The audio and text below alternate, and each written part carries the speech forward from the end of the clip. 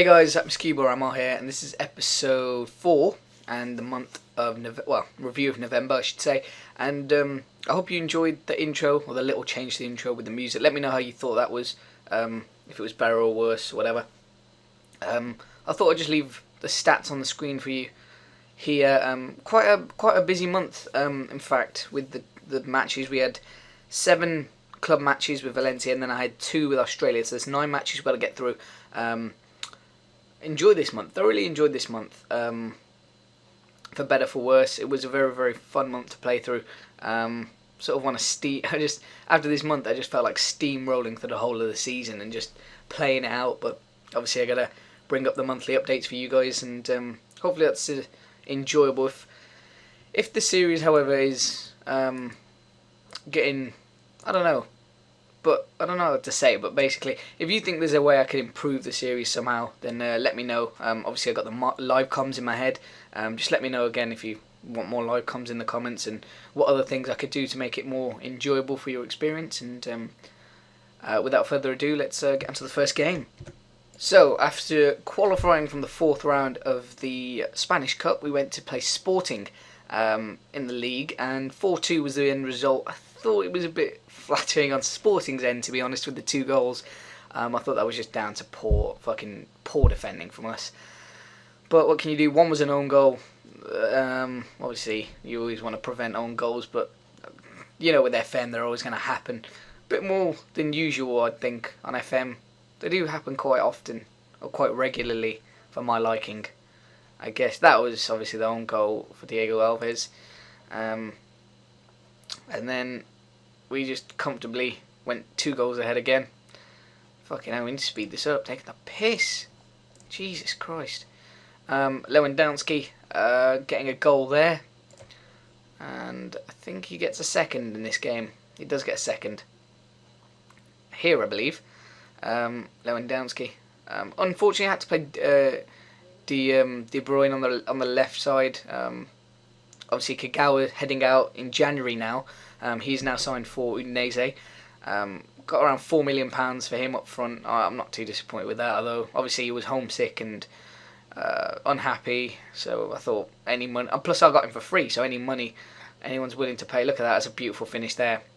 And we just got cut open. I mean, we overcommitted for no particular reason, but what can you say? It was a fantastic goal there from Stocker. As you can see, we just dominated the whole game. Pretty happy with that. 3 points in the bag again. Second game of the month, let's go. So, in the second game of the month, we played Sporting, the Portuguese team in the Champions League. Lewandowski getting the first goal there. He impressed me in that first game of the month, so I decided to play him again, obviously. Coming back from injury, he's got full fitness now, I think, so back for selection. Hopefully, Vertonghen, I think I mentioned this last time, he was injured for a long time as well, so we've now got 3 centre-backs, 3 strikers, with Fierro being out. I also sent S3Ep4 back to the reserve team, I guess. Menez getting the second goal there because I just didn't need him, really. I mean, obviously De Jong, Soldado and Lewandowski. I got 3 prolific strikers. Well, not prolific, but pretty good strikers there. And I didn't feel I needed any more. I got all the firepower I need. Benenga setting up De Jong for the final goal of the game to make it 3-0. And these are the final stats, as you can see here. 23 shots to 6, 10 to 2, 53% possession to 47. Very nice indeed. Let's go to the third game of the month. So, another league fixture. We went to play Celta. Oh, Celta, I think. That's how I'm going to pronounce it. Kagawa with his first goal for the club, and probably his last, ironically. But they're very low in the table. They're not doing too well, and we just trampled all over them, even away from home. So, Soldado getting the second there, keeping up his fantastic goal scorer record for this season. Fucking insane he is. Soldado and De Jong. Unreal up front. De Bruyne getting the final goal of the game. As you can see here, domination for the Valencian nation. I don't know. 14 shots to 9. 6 to 0. Didn't even have a fucking chance to score. Don't get him on target. Not going to score unless it's a fucking horrid deflection. Then you get lucky as shit. But anyway, other than that, 3 points in the bag. On to the next game. So, although it was a bit far-fetched, but we just confirmed what we already knew, and we were heading into the next round of the Copa del Rey. Obviously, we only had a 1-0 win, but they're not really a strong team, and I expected to come at home and destroy them. I think De Jong got the first goal there out of 3. 3-0 win again. This is the third time in a row we've got a 3-0 win. Fantastic form, goal scoring form, defensive form as well, with the 3 clean sheets as well. Happy with that. Soldado getting the second, and the final goal of the game goes to not Nigel De Jong, but Luke De Jong. I had his name in my head for some particular reason. Menez, who's really impressing me since he came to the club. He's really been playing well. A bit of a spark he has down that side. He likes to get in the box, likes to try and get goals, and very good player indeed. 1 shot on goal, 1 on target, no goals for them. 18 shots, 8 on target, 3 goals, 4-0 on aggregate. Fucking huge amount of yellow cards. Full fucking capacity for this game. 55,000. The capacity of the stadium, 55,000 at attendance. Fantastic that is, for the revenue of the club, and that's just awesome. Now we can just start bringing some more money, try and make some profit, clearing off debt, and hopefully finances on the up now, if we can get consistent attendance on a regular basis. So on to the next game of the month. And it turns out that I didn't tell you about Vertonghen before, because this is the game he got injured for 3 months, and yeah, so he got injured for 3 months. This game, our winning streak came to an end. Racing beat us 2-1. To be honest, we really didn't deserve the win, but we almost snatched it. I brought on Piatti, who just come back from injury. I was always going to bring him on to get him some fitness, and I thought he could have a spark to bring us back in the game. 85th minute, scored the goal. I thought we had a point, and then in the first minute, they scored again, and I was heartbroken a little bit. But I honestly can say that we did not deserve a point from this game. We didn't deserve anything from this game. We got what we deserved. We didn't turn up. We played awful. Couldn't get any clear-cut opportunities. Just, I don't know. I don't even know how we got 10 shots on goal, because I barely saw any highlights from us. The only highlight I saw was the Piatti goal. That was literally it. But what can you do? 3 points dropped. In the race for the title, I guess. Disappointing, but got to take it on the chin. Got to move on. Got to get some more points down the bag now. Try and get every point we can, as you expect to do from the beginning of the season if you're going for the title. So on to the next game. Actually, I think it's international fixtures. So I'll bring you the two Australia fixtures that I had, and then back on to Valencia.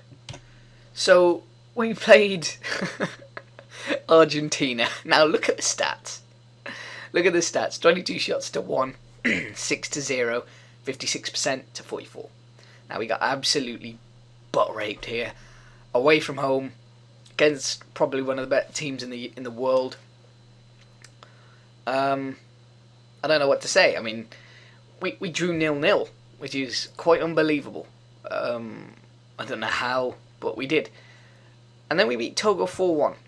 Which I'll show the goals now, and we played pretty well in this game. It was pretty free-flowing for us.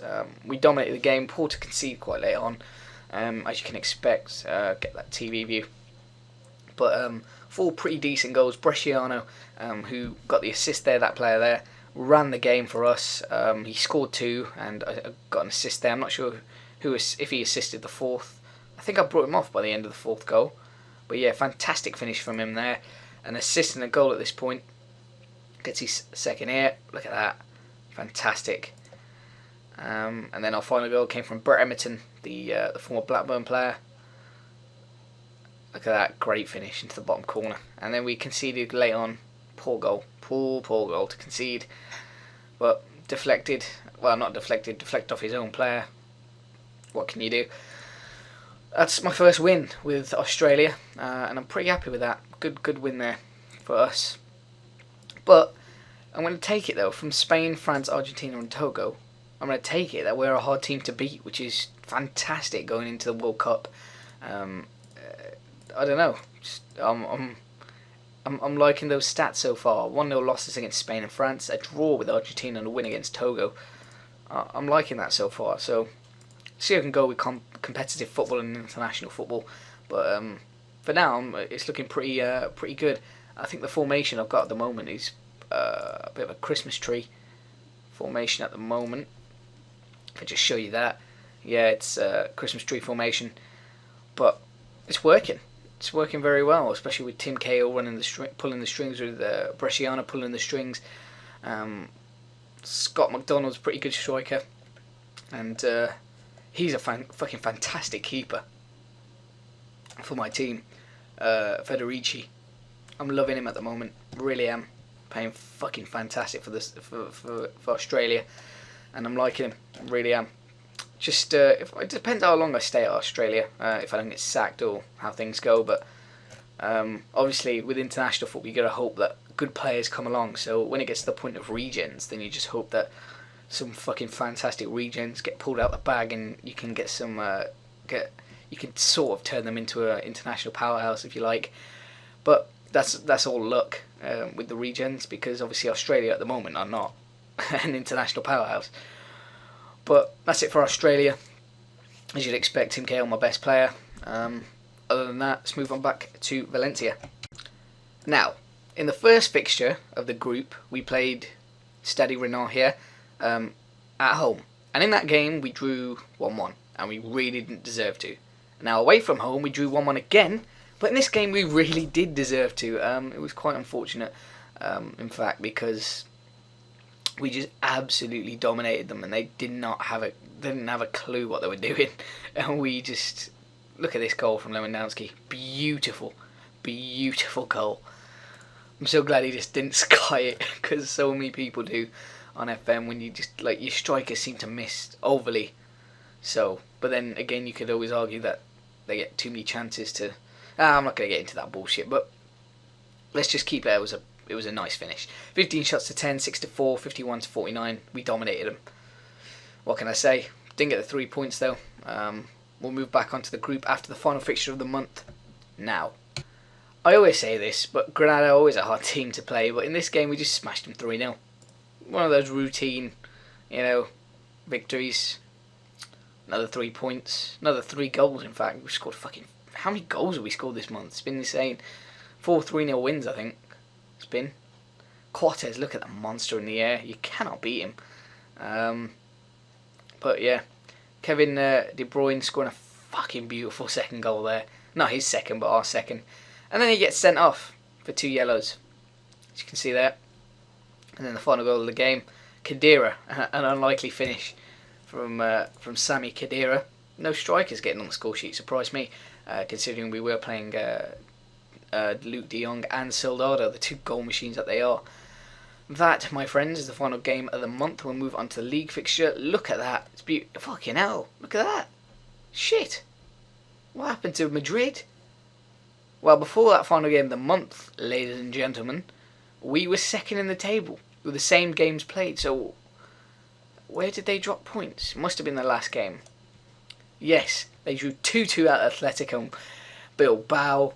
At that point, we were second in the league by a point. We were on 28. They were on 29, I believe.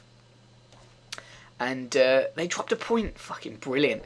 Now we're top of the league. Oh, that is beautiful. That, my friends, is fucking beautiful. How many goals did we actually score this month? Let's have a look. 3, 4, 5. Fucking 14, I believe that is. 14, 18 goals this month. Not too bad. Not too shabby indeed. And look at that, decent run after Barcelona. We just went on a win streak. Look at that. And then a draw and a loss from Racing and Stade Rennais. But what can you say? I mean, we picked up the points, so we're first in the league by a point now. Obviously, a little bit of luck from Bilbao, who are doing brilliantly this year. I mean, obviously, there's a game in hand for Barcelona to overtake them. And then, obviously, games in hand for me and Madrid to lose them, I guess, if you like. But yeah, we'll have a look at player stats for now. We'll have a look at player stats. So, none of our players in average rating. Soldado joined third with Higuain in the goals scored. Kagawa joined fifth in assists. And none of our players here, so that's fucking fantastic. If we go to team, then I guarantee we'll have fucking shitloads. Alright, we've got average attendance 4th, form 1st, fantastic, conceded 3rd, goals 2nd, home form 1st, away form, fucking hell, look at that. From Espanyol, unreal away form. That is pretty awesome. Away form, that is pretty good. Champions League, we'll have a look at Champions League then. Fucking hell. And we've qualified. Well, we haven't qualified top of the group yet due to that draw, but qualified nonetheless. And our final game is against Stuttgart, who haven't been doing too well, so we hope to... we're playing them at home as well, so we should win that, well, hopefully. Well, it looks pretty much like if we get a draw, we'll qualify for top, because I can't see Sporting winning by about 5 or 6 goals. So, a draw, I guess, is all that's needed to top the group. Obviously doable, very doable. Should we look at some of the Champions League stats as well? Might as well. Yeah, look at those great teams. We're not going to be nowhere near. Wow. Oh yeah, Gareth Bale went to fucking Man City. I was thinking about getting him for Valencia. I just thought I'd put an audacious bid in the summer if I get an opportunity. But he's a fucking monster. Look at him. 20 stamina. That's insane. How much did they buy him for? 21 million. 46 million. Fucking hell. Still got some pretty insane stats there. Not as good as probably some regens that will come up, because they're just... some regens are just unreal that you see these days. Like, you get a 15-year-old with like all 16s for technical, or pretty much. But I haven't spotted one of those yet. There's a few transfers actually. Might want to know about. I'm sure you will want to know about. Transfer centre. Now, this guy is coming in. 18-year-old, signed him on a free, joining Valencia. As you can see, so he's got some potential. Got some very good potential, as you can see. Plays on the right midfield. Could be a very useful player. Could be a direct replacement for Athalaya, maybe. Whatchamacallit? What's his name? Hernandez. Because I'm thinking I'm going to move him out in the summer because he's getting on a bit. Kagawa, obviously, as you know, moving out to Udinese. And Nene. I've decided to sell him. Obviously, he's an icon, well, a favoured personnel of the club. He fucking fantastic player, but he says he wants to leave on a free transfer at the end of the season. So I either sell him now and get some money for him, and then I've got 8 million to spend, pretty much. Or I let him go in the summer, let him do his work, score some goals, get some assists. I think I'm gonna go with getting the money for him, to be honest with you. He's coming at the end of the season, just to let you know. This guy, I'm signing, 16-year-old regen. Again, same potential as the old guy, 4 stars. Very good player. Sorry, my bad. Centre mid. Seems like one of those... look at that, he's smaller than Messi. Fucking hell. Him in the midfield.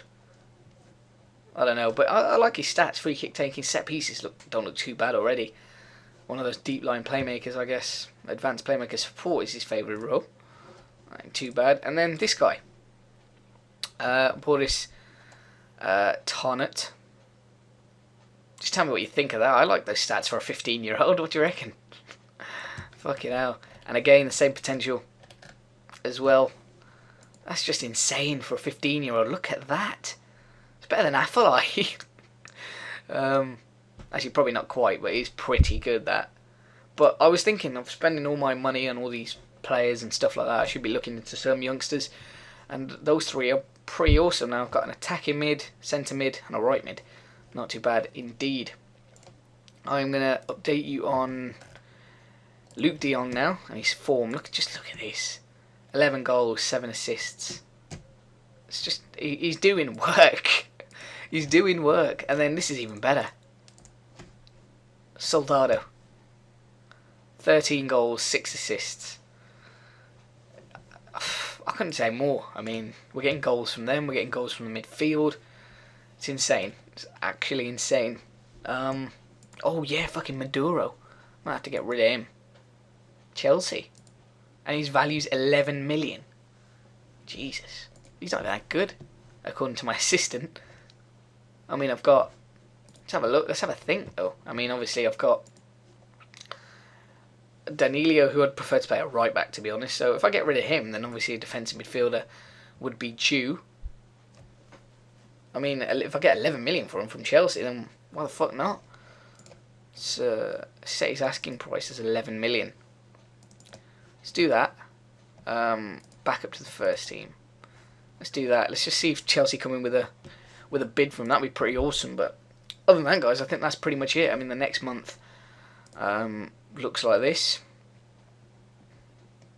Wait, it doesn't look like that. It's a 3-game month, as you can see there. I think there's a Club World Championship, 2 Club World Championship games. That should be there. If they're not, then I'll just do December and January as one, and then obviously cover all the transfers and all that. But I think it's going to be those 3 plus the Club World Championship matches. Yeah, it's not cancelled out. They just haven't been arranged a date yet. So that's pretty much it for this episode, guys. Fucking long-winded episode. But in my opinion, a good one nonetheless, especially for the title race. We kept form up. We got one disappointing loss, but then we got lucky with Real Madrid dropping points. A point ahead of Real Madrid. We're just gonna look to retain that position. But yeah, guys, thanks for joining me this episode. I hope you enjoyed it. If you did, hit that like button. I really, really do appreciate it. And have a nice day, guys, and I'll see you next time.